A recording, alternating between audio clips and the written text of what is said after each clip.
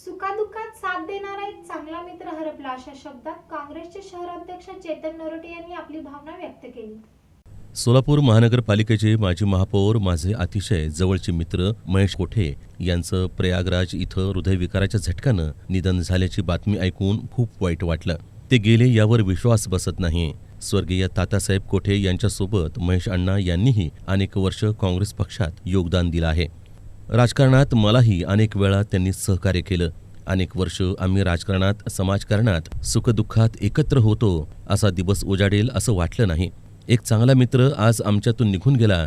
कोठे कुटुंबियांच्या कठीण प्रसंगी आम्ही त्यांच्यासोबत आहोत, अशी भावपूर्ण श्रद्धांजली चेतन नरोटे यांनी महेश कोठे यांना वाहिली.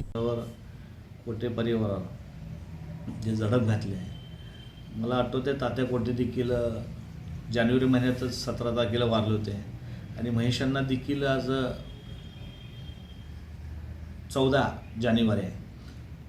तात्या कोठे त्यांचे वडील जानेवारी महिन्यातच वारले आणि महेश कोठे देखील अण्णा जानेवारी महिन्यात वारले. तर एक मुरब्बी राजकारण, अनेक राजकारणामध्ये महापौरांची संधी मिळाली, पण आमदारकी संधी